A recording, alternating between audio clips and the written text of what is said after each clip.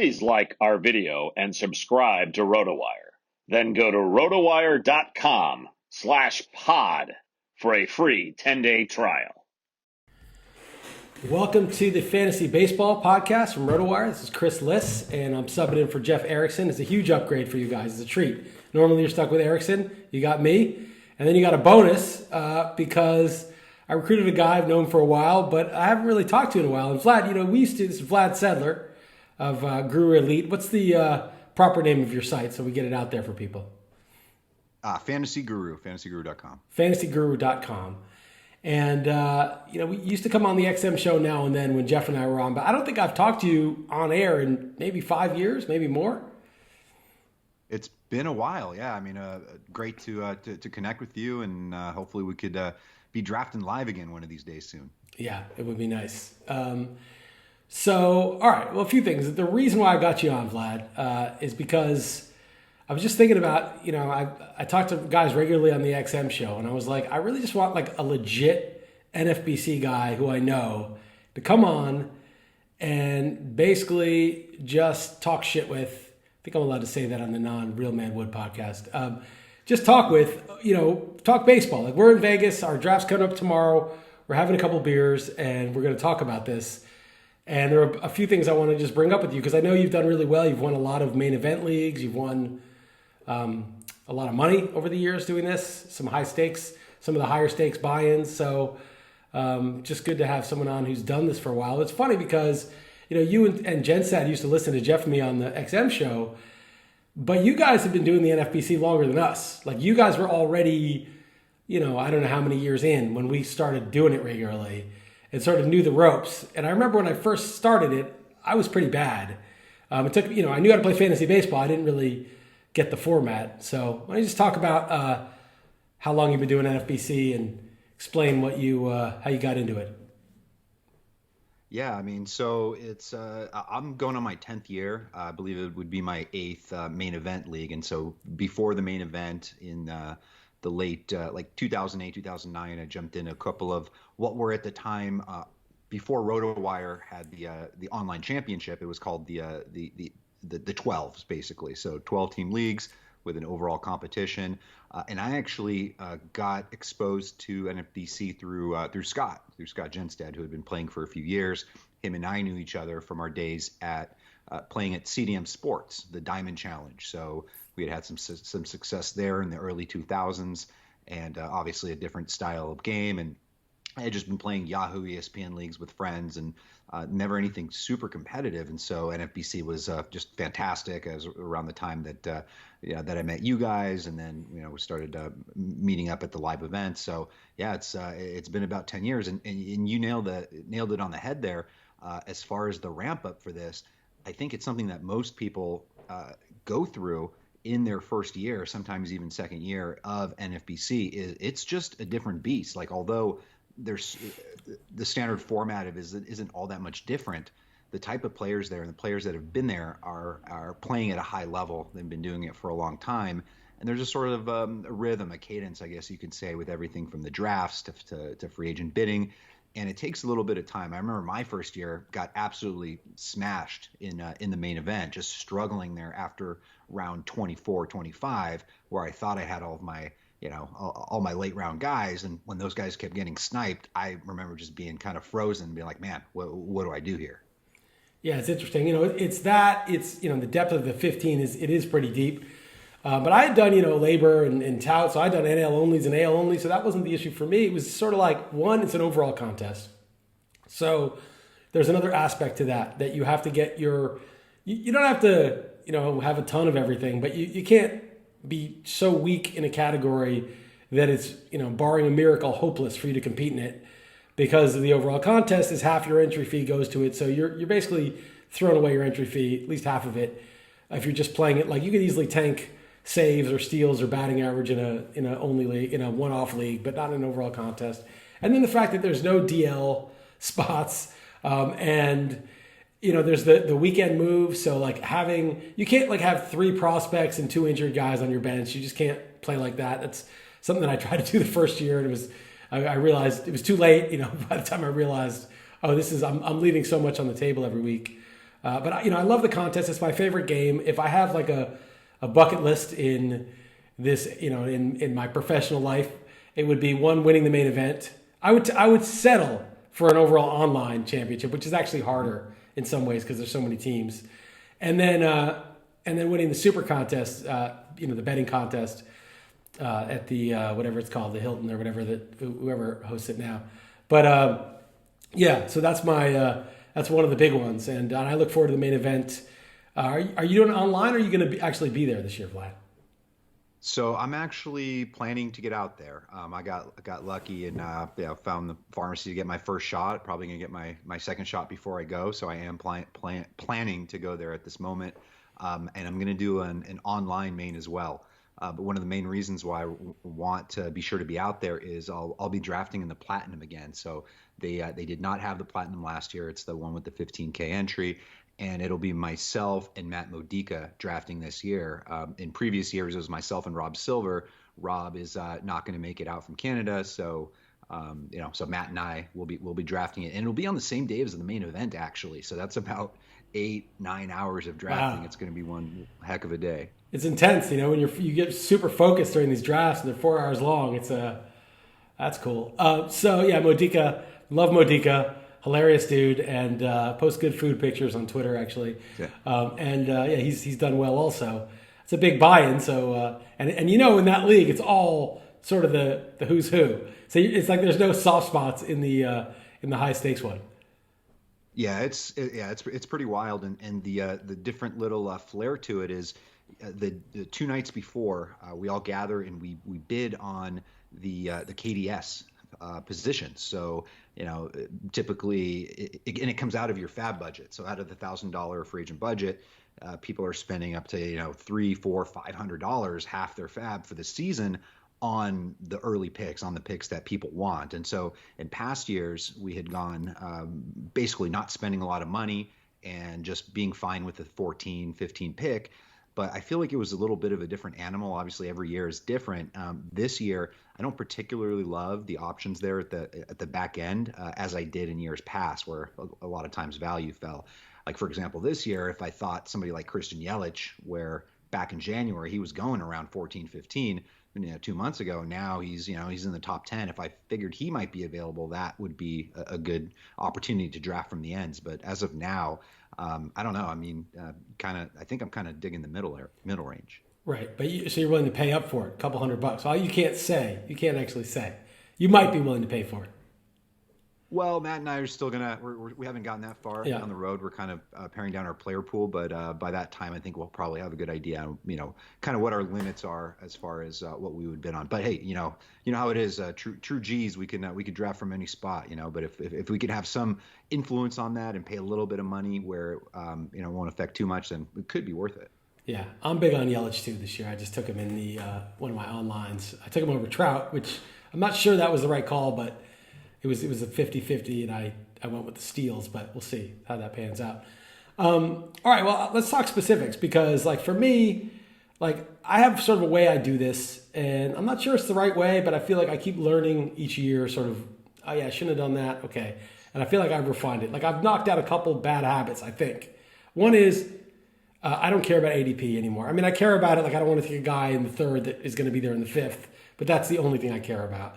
And I'm just jumping guys left and right. As long as I think this is the best player, the player I want, I'm not really going to play a lot of ADP chicken and say, well, if I get this other guy, hopefully this guy will come back. And then I see 3 picks before me, someone takes him.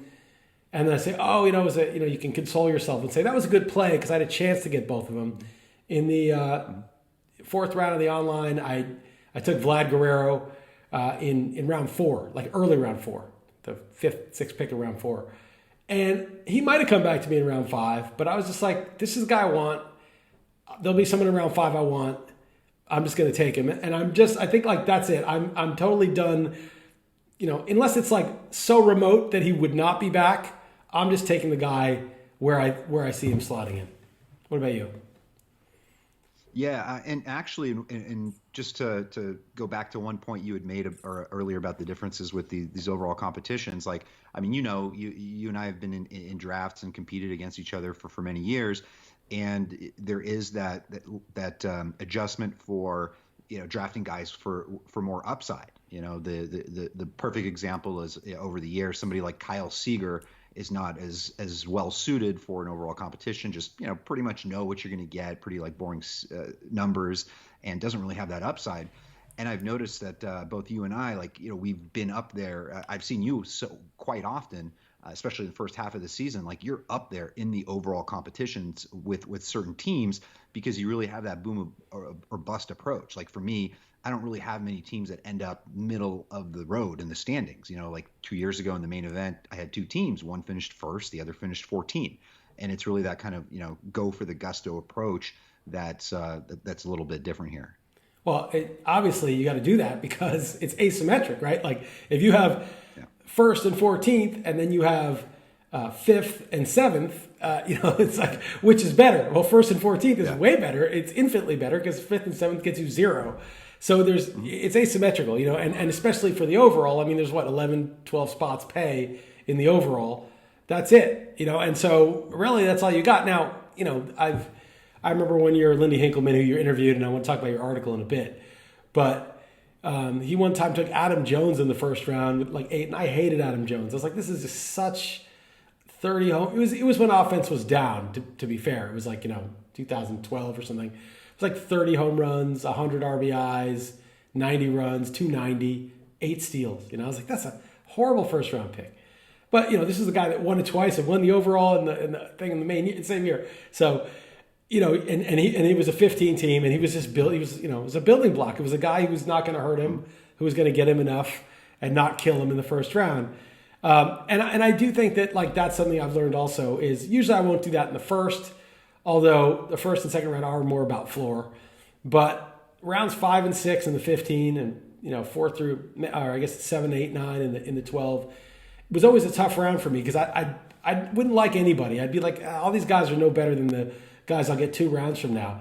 And I would take a closer because of that, or take a catcher, and just kind of punt on the decision to take that building block.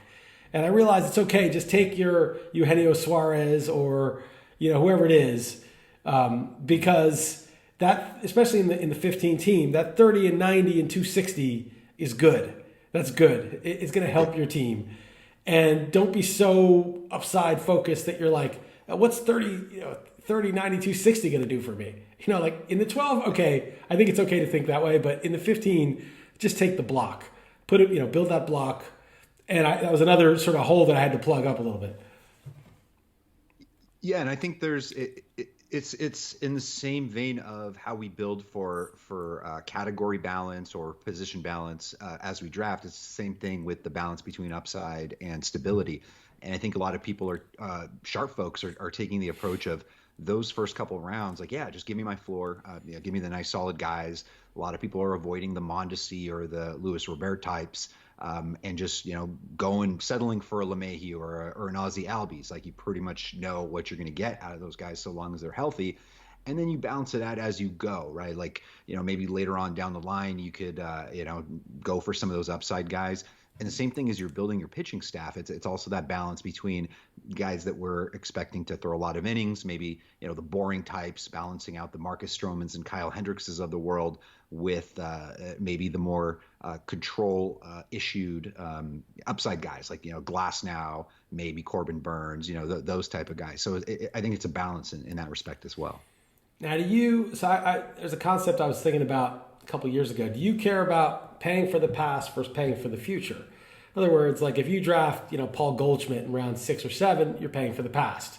It's okay, he's going to play every day. He's been durable, probably going to hit 25 home runs and, not kill your batting average. That's paying for the past. Or you could pay for the future. I mean, Vlad, it's going to cost you 2 rounds ahead of that or 3 rounds ahead of that, but he hasn't really done much that's worth a 4th round pick, but you're paying for what he might do. Do you care if your team is super future focused or past focused? Does it matter to you? What are your thoughts on that?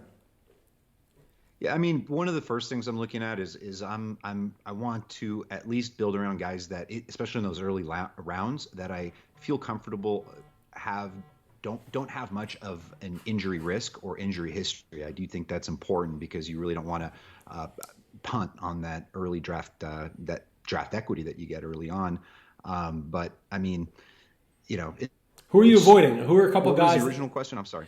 Well, no, I was just saying like about the past and future, like the idea that like Oh yeah. you want to have a balance between. Well, I mean, obviously there's guys in the present, the Trouts and the Sotos, and obviously those guys are past and future. But sometimes you're sort of paying for something that hasn't happened yet, like with Vlad Guerrero, or sometimes you're paying for something that has that's reliable, but that's all. There's no improvement expected from the guy, basically.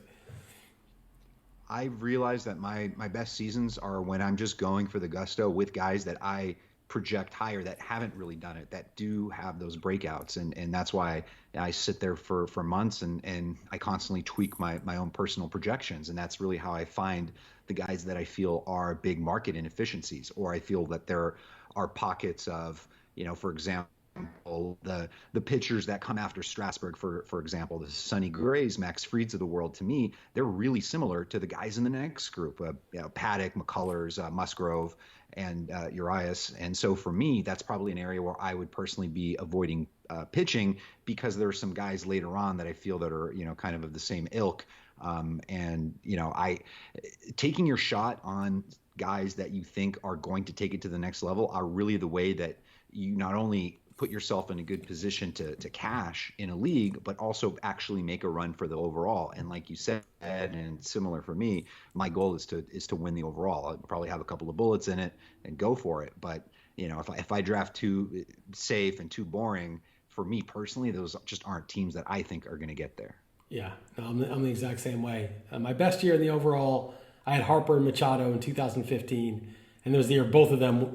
Harper won the MVP and Machado had a monster year, and they were big prospects and they weren't cheap, but they were they out-earned by far their cost, and it was that. And Todd Zola did some research where he looked at like the best teams in the May in the last couple of years, and that most of them had most of the way they made their money was on jumping players that they took ahead of ADP. Those are their stars, not players that fell. Like the value picks of, this guy's a 5th rounder, you got him in the 7th. That wasn't why they were winning. Sometimes you'll do that. Sure, I'll take a guy if he falls, but that's not why they won. They were winning the league because they took a guy who was in the 4th, in the early 3rd, and that guy ended up being a top 5 pick the next year. And taking like Tatis, some people took him in the 1st last year, and of course, that won people leagues. All right, I find that interesting. What about? So, can you name names? Are you one of the guys who wants to keep it? You write all these columns though, anyway, Vlad, right? Names? Players? Yeah, Oh no, yeah. let's Okay. roll. Let's roll. I'll beat them in Fab, hopefully. Okay, good, yeah. So let's just go like some of my targets. I like Gleyber Torres. That's one of the guys I'm going to reach for. So think my basic MO this year is I don't care about last summer. I mean, if a guy was hurt and then showed he was healthy, or if a guy's hurt now, whatever, things like that, or if a guy's at a certain age, like JD Martinez, I could go either way with, because he's at an age where he could fall off, or he might just be fine. But if it's a guy who's like, Christian Yelich or Gleyber Torres or Javi Baez, some guy who's in the prime of his career, I'm basically ignoring last year. And so, those guys are cheaper though. I mean, you get Baez in the 6th or the 7th, you get Torres in the 5th or the 6th. Like, I'm just taking them because I'm basically drafting off of last year's cheat sheet with respect to players of that age who are healthy, even if they had a horrible 2020. Yeah, I mean, specifically with those guys, I mean, like I'm very interested in Gleyber Torres, for example. Absolute huge fan. I think that monster season that he had a couple years ago, it's possible that he replicates it. The only issue with him in general is I don't end up landing on a lot of him simply because the shortstop pool is so deep, and I usually have somebody at that point. I mean, middle of the 1st round, a Trey Turner, or Lindor falls to the 3rd for me sometimes in 12-teamers. I'm a big Corey Seager fan. I think he's underpriced as well. Tim Anderson's fantastic, and so that's just the way it kind of ends up happening, where I don't ever really land on Gleyber Torres, but I'm a big fan, and especially with Aaron Hicks, like go back and look at the number of games that he's played per year. There's always something with him. He just never tops 120 games. He's primed to hit 3rd in that lineup. at some point or other, Gleyber Torres will jump in there and start hitting third, whether that's through injury or just because he outperforms. And that's where he produced a big chunk of his stats that season, was hitting that prime spot. If you're hitting there between a healthy Judge and Stanton and Voit, man, you're gonna, that is an absolute profit in the making for sure. Yeah, it's weird because the Yankees have been so injured the last couple of years that we don't even really know like what that could look like. I mean, it's, LeMahieu and guys like Urshela went crazy, and Voit just with those other guys hurt. But like, what if Stanton and Judge were healthy and all those guys could still hit? I mean, it might be just bananas, like how many runs and RBIs everybody gets. I was thinking there's this whole thing I think about now before I start a draft. It's the utility conundrum, because first of all, I never mind grabbing a utility guy. I've been drafting Nelson Cruz, everybody waiting for him to fall off the cliff. It never happens, and always get him at a discount. Same thing with Poppy, with David Ortiz for many years there. First, second round production, but he's going in the third, fourth. Hey, I'm taking that all day.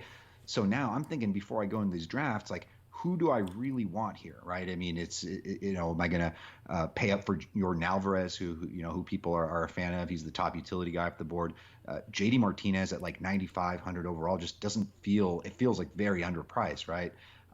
You might think the same thing about Nelson Cruz.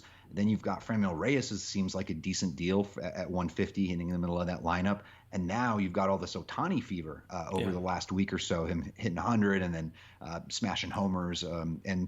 You almost have to think about like where you want to get that guy. And that doesn't even include Stanton, right? I mean, he's hitting in the middle of that lineup, facing some of the most horrific pitching in baseball, is in that division in fantastic hitting parks. Man, it could be an all-timer. We could be looking back at this 6 months from now being like, what? Giancarlo Stanton was a 120th overall pick? Like, what's going on? No, I always take him though, and he always gets hurt. But I'm still in. I mean, the price, it's like, he's cheap. Yeah. And I took Alvarez in a couple drafts. I've only done 3 drafts. And then when Stanton was dropping, I was like, damn, I want to get Stanton, but I really can't. Like, I had to restrain myself. Like, it's one thing to get like maybe a 6th outfielder after you have a utility already, or a third first baseman or whatever, but you just can't get a second DH. You just can't do it like in round 10. It's just not, there's nothing you can do. There's no other, you have to, like, one other very specific person has to get hurt for him to have any value for you. It's not like any one of several people could get hurt. So I didn't get him, but I would like to have some. He can hit 60 home runs this year, and you're right. And we'd be like, what? Like, how is that possible? Judge is going a little bit, he's more expensive, but same thing. So there's a couple guys. Who are some of the guys that you're just like, okay, I'm going to reach and get this guy, maybe around early if it comes to that? I think a lot of people know that I'm a big Vlad Guerrero Jr. fan, and it's not just because of the namesake, but obviously awesome that you drafted him there. For me, it's just a feeling, right? I mean, this is what I've been doing for a long time. I just have that strong intuition on things, and sometimes it hits, like Yelich a couple years ago, and oftentimes it doesn't, right? It's a mixed bag. But for whatever reason, like, for me, the missing component for him and to really fully have that success was him realizing his potential and who he is, and actually getting in shape and not being a lazy ass, because he's kind of kind of born into baseball royalty, and everything just comes easy to you, and you could be 50 pounds overweight and just still be smashing baseballs at every level. And then he just sort of had this realization, I think, over these last few months, where, I mean, he's literally quoted as like, I want to be like Tatis and Acuna Jr. I want to be like these guys. And so, and I'm not taking it as like, oh, he wants to like now run and steal 20 bases, but he realizes his potential and his talent. It's just so natural that he wants to be one of those guys, and I think he can be. And a lot of people that are anti-Vlad Guerrero Jr., a lot of it comes deep from the subconscious of like, I've been burned by him before, like, no more of that. Or I'm going to wait for him to do it, and then I'll buy in maybe next year. But hey, what if next year is a first round cost? You can't have everybody there. So I don't know. I'm just feeling it. I feel like the arguments against him are mostly like ground ball rate, which obviously is a little bit of an issue. But I think if anyone can figure out, it's him. I remember Christian Yelich having that problem too before his MVP year. So yeah, I'm just on board, and I hate the fact that I'm raising the price, but it is what it is, and I'm just going to draft him if I can. Yeah, I think I might have set a new minimum pick in my draft. I think it was the fifth pick of the fourth round, so I don't know. It was, I don't know, it was like 40 something. But yeah, I agree. I mean, it's just, and again, it's not even like you get them wrong sometimes, but it's just, okay, this is the time. If it's going to happen, this is the year it's going to happen. It just seems like it, right? He got in shape, and he's the right age. He has the right amount of at-bats professionally. He was so young coming up that maybe, I was still drafting him a couple of years ago, and it's premature, but I do think now is a good time. Okay, so Vlad's one of them. Who else? You got to, if your name is Vlad, you got to draft him regardless of what you think. That's how it works. I'm a big fan of Corey Seeger. This is a guy that was MVP candidate in his rookie season. Huge pedigree. Hits in the middle of a fantastic lineup. And we saw now that he's fully recovered from his Tommy John, we saw the power spike last year just really return and take to another level. I, for example, wouldn't be surprised if he is the top producer on that team, just in standard 5x5 over Cody Bellinger, even with some of those Bellinger steals, and if Corey steals none, just seems like a guy that can hit 300 with. Don't forget about Mookie Betts on that team, though. Oh yeah, they got a lot of good. They got a deep lineup. But yeah, no, I hear you. I like Seeger. I had him last year in a league, but and he's a third rounder now, though. He's expensive, but you just think he's gonna earn it, no problem. Yeah, and then also, of course, it's a matter of builds. Like for me, I know some people are okay with I have Trey Turner at shortstop, and I'll just fill my middle infield here. I don't always do that because I like to, kind of have good balance at all my positions. I don't want to be chasing a starting second baseman in FAB all year. So I'll sort of balance it out a little bit. But there are certain positions, for example, that I'm okay punting more than others. I think second base is one of those, for example. I'm usually never grabbing the Albies or the Merrifields of the world early on. And I think catcher is another one. There's been a lot of debate. A lot of people had success with JT Realmuto on their teams last year. But for me, for whatever reason, I personally that's my style. I don't draft the early catcher. I'm always looking for those mid-round guys, those later round guys, and I don't mind churning and burning that position too. Same way with me. I don't pay for a catcher. You just get burned. Those guys get hurt. They don't play a lot of games. And, people say, well, look, Real Muto was like the big difference maker last summer. I mean, if you had him, that was like better than having almost anybody. Or they're like Kelsey at tight end. Look what a great, what a huge advantage that was. It's like, yeah, that's what it was last year. And if I could go back in time and I knew this season would play out, then of course I would spend a high pick on those guys. But that just means like whatever position, whatever guy you have that's the biggest difference maker at his position relative to the rest of the field is going to be super valuable. But we don't know that it's going to be Real Muto again. It could be some other catcher, or it could be no catcher. It could be a second baseman. It could be an outfielder. It could be whoever. Pitcher, probably, actually. So, just because it happened that way last year, I'm going to get the same guy. It'll happen just the same way. I don't think that's likely. And we may not know who the, catchers 3 through 8 are and how close they are to Real Muto or whoever the number one guy is. But just because we don't know doesn't mean that, there's not going to be guys emerging. And I'm totally with you. In the 12, I got a catcher in the 28th and the 30th round, and I plan to churn if obviously if necessary. Yeah.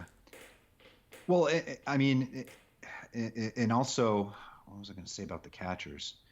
I don't know. It's the NLDH thing is a really big deal. I think the fact that these guys that were slated for extra at bats. I can't stomach a top 100 overall pick on Will Smith if he's going to get 400 to 450 plate appearances. Move him over to third base, if they hadn't signed Justin Turner, or to first base if something happens to Muncy, and you got somebody playing every day, that's a whole different story. But now they've got Austin Barnes that they re-signed, who's Kershaw's personal catcher, and he'll be mixing in. And so it's really tough, no matter how skilled he is and how good he is. I just personally, for me, I'm not a big position scarcity guy. Yeah. I did want to ask you about. I'm sorry. Go ahead, and then I was going to say the holy grail is the catcher eligible guy who doesn't actually play catcher. That's like the greatest thing ever. Yeah. You get it for 1 year. Isaiah Kiner-Falefa, whatever that guy was last summer. He doesn't qualify, unfortunately. But go ahead, Vlad. What were you going to say? Yeah. I want to ask you a couple of guys that I'm a little bit ambivalent on. One of them is Randy Arozarena. I just don't know. I mean, I've gone earlier on where I just kind of had that old man auto fade where I was like, oh, well, no, I'm not going to buy in, at this new high price. And now, I don't know, I'm kind of intrigued.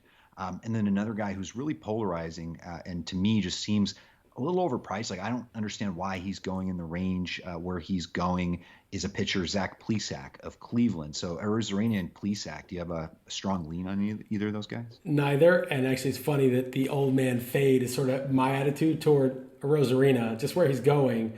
See, I didn't really watch the playoffs. I didn't, I'm here in Portugal, and the baseball I watch is usually midnight to 1 a.m. my time is, when 4 to 5 Pacific, when the games start. I'll watch like midnight to 1 and I go to bed, but I'll watch, 5 or 6 different games on the package and see some players. With the playoffs, if the Yankees, I'll watch a little Yankee playoffs, but they get eliminated, I stop watching.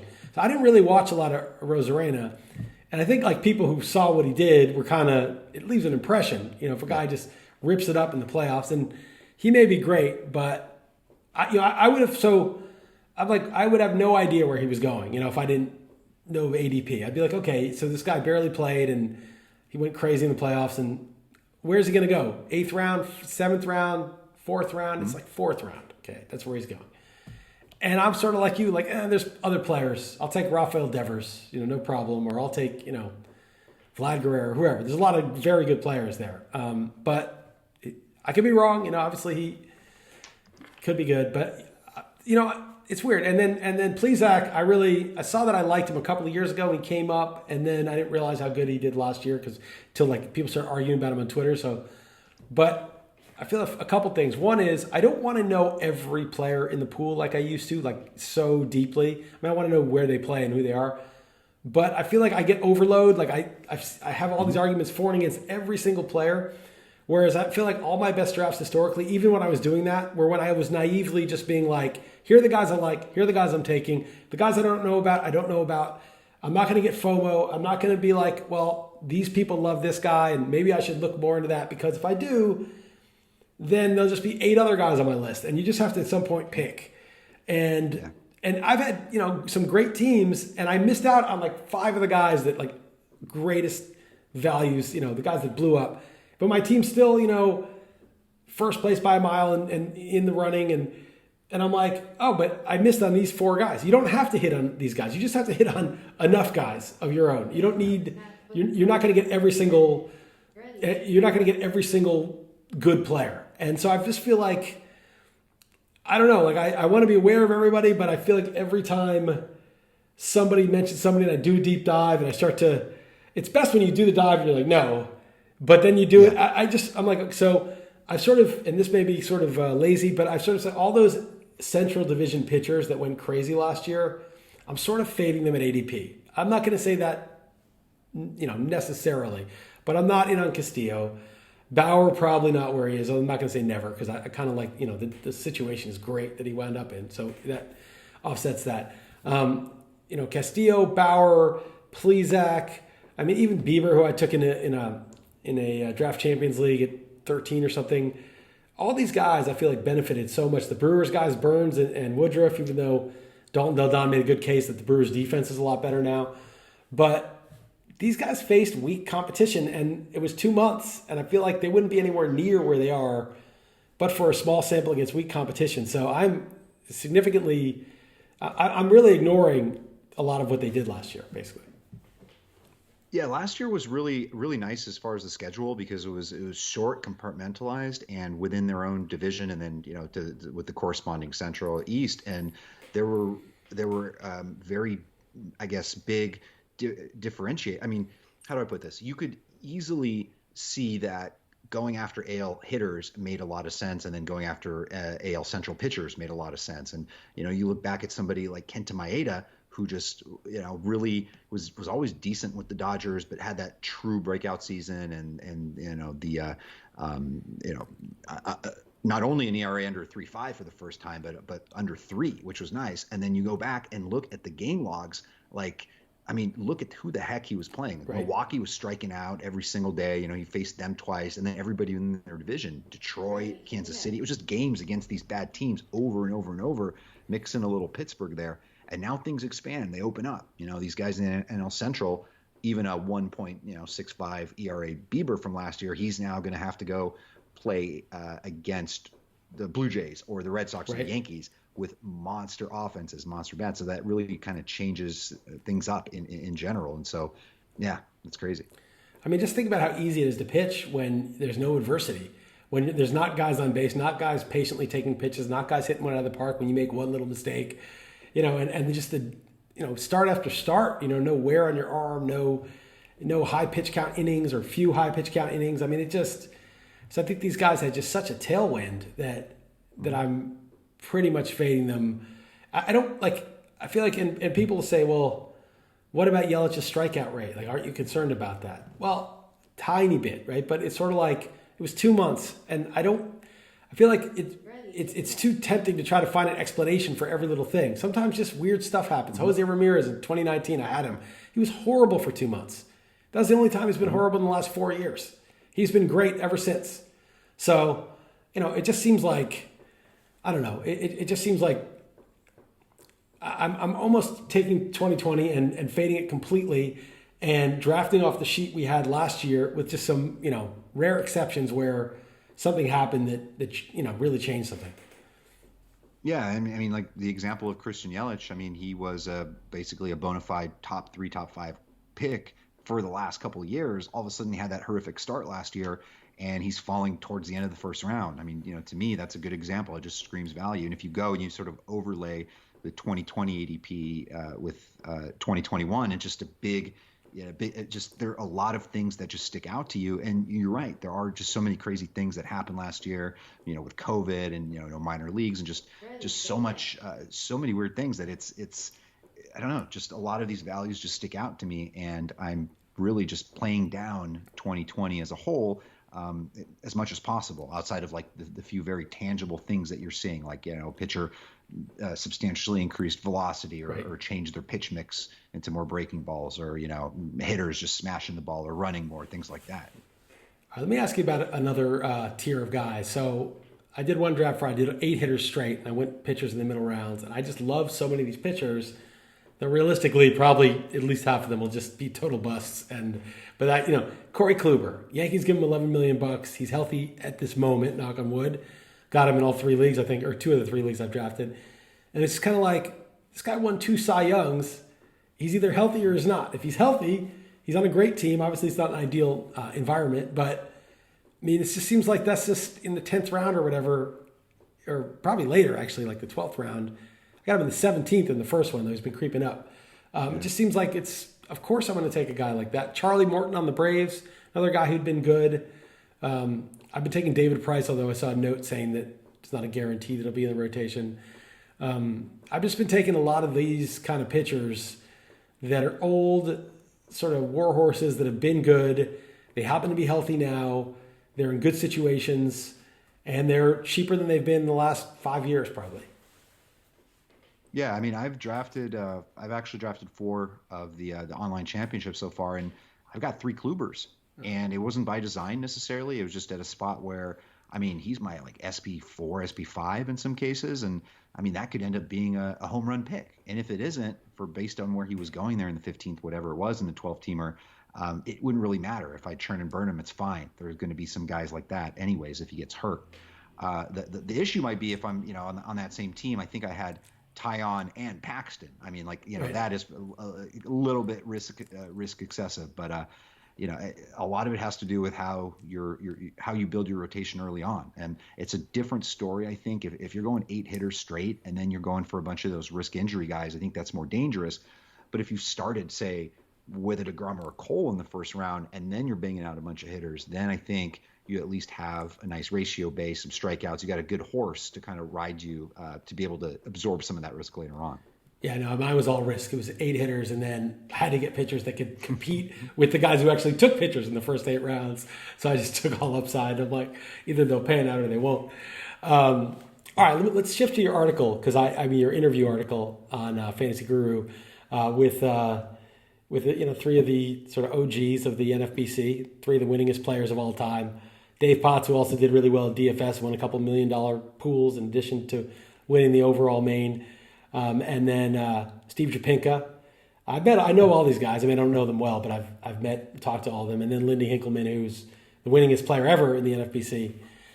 And I thought it was a fun article. I thought it was good. And what struck me, and I'll let you talk about it, but was just like, I've met those guys, and when you talk to Steve Japinka about, the draft or whatever, there's like no point at which he's like saying like, oh yeah, but I'm the greatest ever, and you're just some guy playing in this league. He's not like that. He's just like, oh yeah, I like this, or it's just they're very just normal, humble about it. They just go about their business, and it makes me think like, and this is how I feel. And Lindy said something in the article too about it, that he didn't do well when he was following experts' picks or whatever, and then he did his own thing and he started crushing it.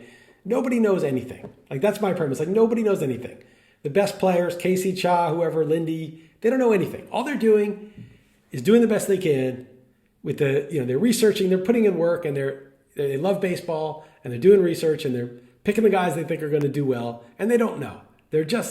Nobody knows anything. Everybody's just doing the best, trying the best they can. And I feel like there's such a mentality, I think, not just in sports and society, like, oh, I need to be like these people. Who are they taking? What's the player they taking? But those guys aren't looking at what everyone else is taking. Those guys are just trying to figure it out for themselves. And that's, like, to me, a really big takeaway when you read your article, because, like, these guys are just trying to draft a team. Like, if you want to imitate them, just figure out who you like and draft them. Like that's what I would say.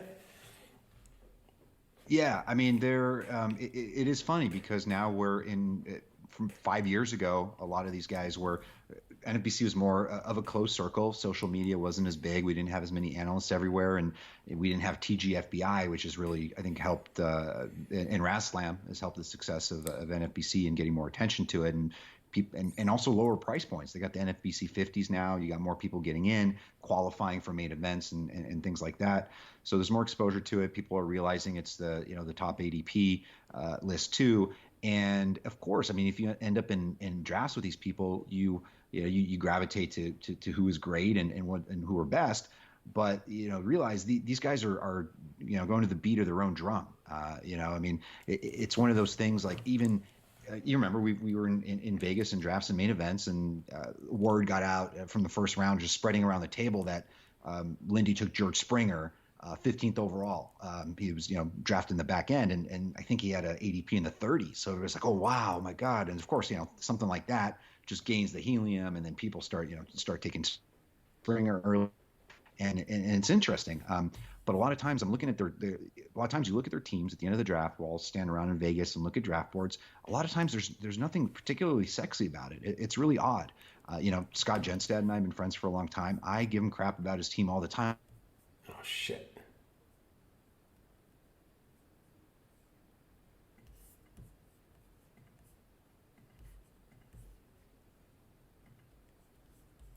Shit.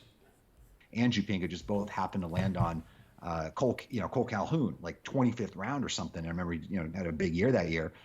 I mean, did they know something? I mean, do they know Calhoun personally? No, probably not. Just, it's just their own research, it's their own digging in. So yeah, all that's just amazing to me. And the most important part, that what I took most out of it, what I sort of reminded myself is their humble nature that I respect the most. Just the fact that these guys are not showboating. They're like, look at me, I'm so awesome. They're just grinding, and they're not making picks. Lindy hasn't taken George Springer in the 15th to get attention. He doesn't doesn't even care or want the attention. He's just grinding away, doing what he does, what he thinks is best for his team. Well, what's funny about that draft is I remember it. I think it was 13th, and I was like, why is he taking 13th? He could get him in the second round. But then he took Starling Marte in the second round, who also had like a 30s ADP. So he knew he was getting both. It didn't matter which one he took first or second. He was going to get both. And he knew also that he wasn't going to get him in 3-4. So of course you should take those two guys. What else was he going to do, right? Because it doesn't matter which one you take, and you're not getting him in 3-4. So it was what it was. I don't think they ended up being good picks that year. But who cares? He was doing what he did. And that's the lesson, right? I mean, they don't know. I mean, if one of those guys, and they've probably made a million great calls, that, you don't win without making a lot of great calls. But I think it's more like what you were saying with Vlad Guerrero. You just feel, based on your experience and watching these things, that this is his year. This is the time. You might not be right. You might be right. But you're going to make a bunch of those. And to the extent you're right about those, you're going to win something pretty big. And and you've won a lot of, main event. It's not hard to, it's not easy to win the 15, just period. I've never won a 15. I finished 12th overall, but I was in the league with the guy who finished first. So I didn't win that league. I remember. Yeah. I remember. I was sitting next to him, and I've told the story a million times. I may as well tell it again. But it was round 7. I need a pitcher. Top guy on my list, Jake Arrieta, the year he won Cy Young. And Michael Wacha was one spot below him on my list. And I was going to, Arrieta was on my list. I made the list. It wasn't the ADP. It was my personal list. And I said, I read some article by some Harvard guy that said spring training stats actually have some predictive value, blah, blah, blah, blah. I don't know why I believe that. And Wacha was dominating. Arrieta was a little rough that spring, even though he had been really good in the second half the year before.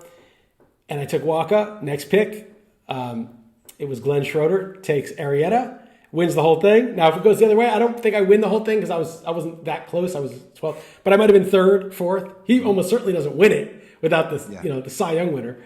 So it's just. But yeah, no, I never even won a single main event league. So it's hard. It's hard to win those leagues. Yeah, I mean, and honestly, for me, it's just been the last couple years. I basically went the first few years without even sniffing it. So definitely, it's wild. And then the whole element of fab too, like how many teams that you have to manage, and it's crazy. I mean, you've seen the guy Heberlig, right? Eric Heberlig, he drafts like 40, 50 online championships, and his strategy is just. I know I'm going to burn all my money early, and whatever teams kind of rise to the top, those are the ones I'm going to manage and invest in. But the year he won the online championship overall, he landed on Francisco Rodriguez and Charlie Blackmon, who had their massive season. He just bought those guys up in Fab like week 2, and he had no money left, but he didn't need it all year. Like those guys with the rest of his team just carried him. So that's another kind of unique strategy. Yeah. I wouldn't want to, you have some ethical obligation to manage your team at the bottom just to because you affect the standings. Certainly of your league, the overall it's probably minimal the effect you have, but certainly in your league you start to have an effect. But yeah, you could do that, just kind of let the crappy teams die. But I think it was Rob Silver who said he was like 9th place in his league in June the year he won it. So don't ditch your teams. It's hard if you're like in 9th place in June and your three of your first 4 picks are out for multiple months. You're not making the run. But sometimes I've neglected teams, not really paid enough attention in Fab to bad teams, and then like a couple of guys catch fire in the second half, and they end up finishing 4th or 5th, and you're like, damn, I really should have been all in June when this team was really bad. Yeah, and it was weird last year because just when we were all kind of hitting our stride, we're like, oh, what do you mean the season's over? Just 60 games. So I'm really looking forward to full season here. Yeah, it's going to be fun. Knock on wood, it's been pretty normal so far. It's so everyone's doing their normal draft schedule. Well, I appreciate your coming on, Vlad. It was good talking to you. It's fun talking to you. I'm glad to get a old school NFBC guy. Is there anything you want that you're working on that you want people to know about your site? Anything else? Podcasts? Now's a good time to tell. This is great. I appreciate you having me on. Always great to talk to you. You're one of the people that basically that I've learned from early on in the industry. So, always have a lot of respect for you. So thanks for having me on. Just on Twitter, RotoGut, all my work on FantasyGuru.com, just have a lot of draft strategy articles on there right now. And this next piece that I'm working on is this year's Yelich. So it's an annual series where, from my big hit on predicting his MVP that year, I'm trying to replicate that and find that next guy. And who that is basically somebody that doesn't go beyond pick 80 that can potentially earn first round value. And there were some years where I kind of punted and say, it could be one of these 6 guys. Because the one thing with this is I don't want to force the article. I don't want to just make someone up for clicks. I don't care for that. Like I want to really truly believe it. So I'm working on that now, and next week I'll probably have that out. You're picking your guy. It's funny. I got so engaged in this conversation, I totally spaced on these reads. So I'm going to read one. I'm going to ask you a couple more things because I can't just do them at the very end. So we appreciate our sponsors. This is one of the sponsors. It's brought to you by Underdog Fantasy. Fantasy baseball's here, and you've got to check out these best ball leagues on Underdog. Best ball is the ultimate test of your live draft skills. Since there's no in-season management, that's right, draft your team. Underdog automatically credits you with your best performing players each week. You don't need to play the waiver wire or worry about trades. It's just the draft. Who doesn't love drafting? It's Underdog Best Ball, where you can draft as many times as you want because you don't have to do any roster management, saving you loads of time. Underdog's best ball leagues are drafting right now, starting at just $3. Once the season starts, Underdog also has daily fantasy and an all-new pick'em game. Go and download the Underdog app now to get some best ball before the season starts. Enter promo code RotoWire with your first deposit, and Underdog will honor a money-back guarantee during your first month. Love Underdog or get your money back with promo code RotoWire. Search Underdog in your app store and enter the promo code RotoWire. All right, so I'm going to follow up with one more thing because you got something, Vlad? Yeah. I want to ask you what your if you have a specific closer strategy, because closers are kind of a mess and with all the committees and everything. Are you doing certain things this year with your drafts? Yes, and but I was doing this every year, and this seems to work for me. Even in the main event is hard to do this. It's easy in the 12. But I try not to get a closer before round 10, even round 11. First 10 rounds, I really want hitters and pitchers. I don't want catchers. I don't want closers. And then a couple of years ago, I finished tied for second with Mike Masato, with whom I had a bet. And it was annoying because I was in first place for most of the last month, and my team cratered the last week. And he tied me, even though he was way behind me in the overall. So I didn't get any money from him. But that year, and then another year that I did pretty well, that year I got I drafted 3 closers. I got David Robertson, who was like out for the year after like a couple of weeks. I got Arodys Vizcaíno, who was out of the year like the first day of the season, or I don't even know if he ever pitched. And I got Alex Colomé, who got me like 30 saves. Okay, and he wasn't even that good. But then I picked up Carlos Martinez, who got me like 20 saves, and Sean Kelly got me like 8, and I think I got Brandon Workman got me like 10. And I finished with a 9 or a 10 in saves. And I just needed one of those 3 very sketchy closers to get me the 30. And then I just needed to cobble together enough in this sort of scarce saves era I wasn't going to win saves. Somebody had, whoever it was, Trinan or whoever it was that year, or maybe it wasn't Trinan, maybe that was the year that he blew up, but whoever it was, Kirby Yates. That's fine. I'm not going to get a 15. I just want a 9 or a 10, but pay almost nothing. So that's my strategy, 11 through 15. In the 15, it's scary because those guys are going, and you hope you get somebody, but that's how I'm playing it. What about you, Vlad? Yeah, I mean, I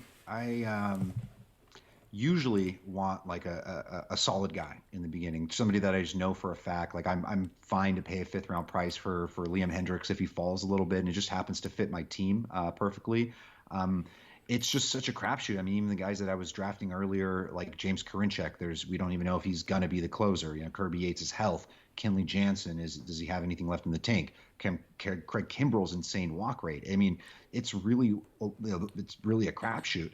And so having a solid guy early is nice, but it doesn't, in theory, but it doesn't always happen. It doesn't always work out that way. And there's always that like the devil in my shoulder that maybe if I come to the main event that I'll just wait on it altogether, just really kind of play with fire, grab some guys later, hope to get lucky, and then just work for it during the season. Not meaning paying $250, 25% of my budget for the guy that was just named, but just working it a little bit and hoping to get lucky. I don't know if I'll actually do that. I feel like I'm getting less risk averse as I get older, but man, I sure feel like this year that could be a good strategy, is really just sort of waiting and just getting lucky maybe with the Leclercs and Ottavinos, Bradleys of the world. Yeah, no, and remember, when something becomes scarce, like steals or saves, you need less of them. And we always get in this thing like, oh, it's scarce, we need to push this guy up. But it's the opposite, right? Because in like normal economics, if food were scarce, food would get more expensive because everyone needs a certain amount of calories to survive. But what if food got scarce, but I didn't need 2,000 calories a day to survive. I just needed a few more calories than you, and you just needed a few more calories than your neighbor. Well, you might only get 700, but as long as I got 710, I'm golden. I'm in first place in calories. So like it's totally different. People think, oh, scarcity means value, but it goes up in price. But it's the opposite because we're only playing relative to one another. There's no absolute need for anything. If there were 12 saves in Major League Baseball this year and you got 4 of them, you're getting the 15 in saves. So the fewer saves you need, the more you can wait in a way, and the more random guys that come up to get you 8 saves here or 9 saves there are actually viable as like your 1.5 closer strategy to get you that 9 or 10. And so that's how I'm playing this and feeling like I'm going to get the stuff that's plentiful, that's needed in home runs, RBIs, strikeouts, wins, those kind of things. So yeah, I mean, and it's different in if you've been doing these draft champions, the draft and holds. That's a different story. Like, you need to get the saves, especially if you want to compete in your league and the overall. Those guys, those scarce commodities, you're gonna have to pay for them. But in a draft where we have the ability to bid on guys all season long, there are lots of outs in those scenarios. And I mean, you have to get lucky, right? Everyone's bidding against you. There's smart players. It's not like you're just going to get all the good relievers. But look, it's a 15-team league. It's a 500-man field. Like, you're trying to win the whole thing. Like, you can't be like, well, oh no, what could go wrong? I might not have enough saves. Well, yeah, you might not have enough of everything. Your team might just suck. In general, it's, so I feel like, I don't know. I'm not saying never. If the right closer was in, I don't want to, in round 8, if anyone sees me take a closer, I might take one, but that's my plan, at least, not to take one. Yeah, that makes sense. Yeah. One more sponsor. Auto Fantasy Baseball is next level fantasy baseball challenge you've been looking for. Experience a year-round dynasty competition with deep rosters. Accumulate prospects to lead your team in the future or to move for a superstar at the trade deadline. Keep your baseball mind engaged in the offseason with trades and arbitration. Learn more about why everyone who plays Ottoneu becomes addicted at AutoNewBaseball.com. OTTONEU baseball.com. Ottoneu, better fantasy baseball. All right, Vlad, let you have the last word. Is there anything else on your mind? Anything you want to? I know you mentioned what you're working on at FantasyGuru.com. Anything else? No, that's about it. Just getting ready for these big drafts and just getting really pumped up. I mean, I honestly, the season is playing fantasy baseball, watching baseball. It's all so amazing, but there's really something special about the month leading up to it and draft season. I absolutely love it. I'm just so engaged in it, and man, it's a great time to be alive. Yeah, March, it's the best. It's the best baseball month. The torture is the long season, and then the payoff is when you happen to be in it, and then you start to, go crazy for every single box score that you're checking every day. But again, thanks again, Vlad. Great stuff, and check him out at FantasyGuru.com, and hopefully we'll talk again soon. Please like our video and subscribe to RotoWire. Then go to RotoWire.com/pod for a free 10-day trial.